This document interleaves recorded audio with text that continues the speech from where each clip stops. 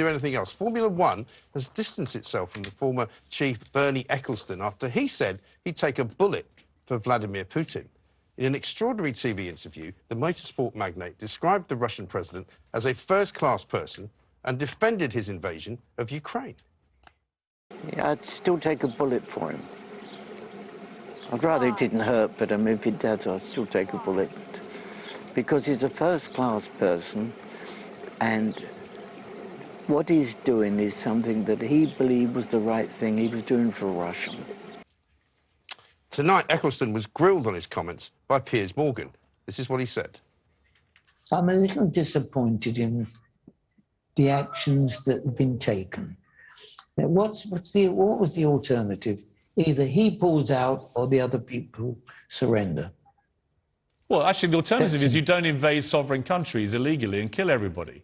And to say you're a little disappointed by a murderous genocidal rampage, again, your use of language, Bernie, is extraordinary. A little disappointed that he's murdering innocent people every single day, all day long. No, I'm disappointed in what has happened, because I would have never believed it would happen under his regime.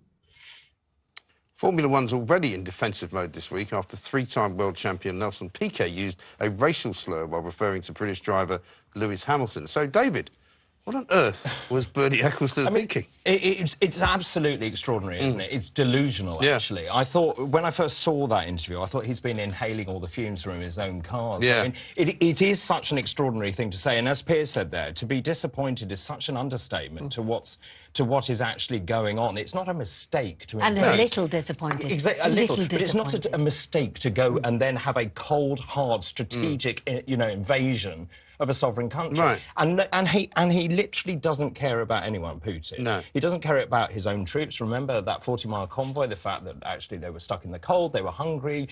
He doesn't care about the Ukrainian people. He doesn't care about anyone apart from himself and his own legacy. And of course, as we've discussed many times, he wants to build that sort of Russian empire back again. But Bernie Ecclestone should really take a very hard look in the mirror, I think. I think he should. About his comments. Because he didn't say, he's a friend of mine and so therefore, I will defend him. He said he's a first-class person. And he clearly isn't a first-class person. And he clearly is a friend of his, because we've seen all those pictures. Yeah, but what I'm saying is that he made out that he's a first-class person and we've all got it wrong. Yeah, but Bernie Ecclestone is the man who once said that women should wear white like all the other kitchen appliances. I mean, no, I'm not sure that we can totally... Well, I'm Bernie.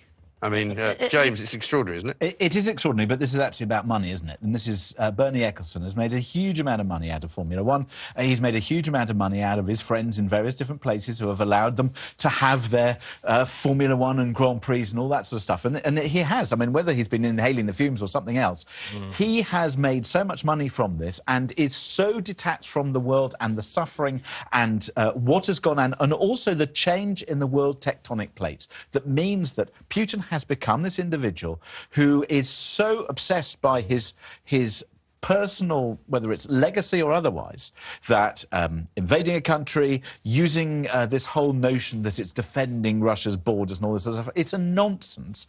And it's been allowed to happen because I think we were all sucked in for a period of time that Russia had changed.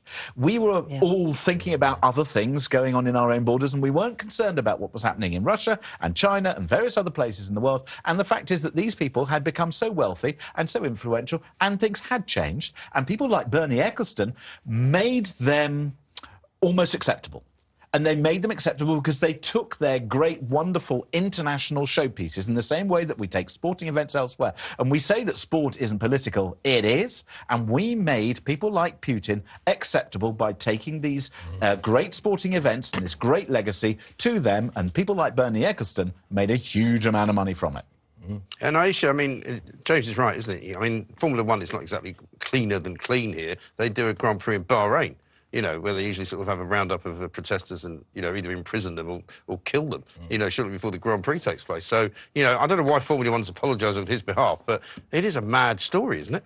It is. I mean, I just look at Bernie Ecclestone and I look at Putin, I think, this is short man syndrome, isn't it? They're basically all clubbing together to sort of, pump each other up. It's actually totally grotesque. And I hope nobody actually invites Bernie Ecclestone on for his views on anything, because he's clearly a despicable person and a complete crackpot. If you think somebody is a first-class person when they are butchering innocent people, rape has been used as a weapon of war in Russia.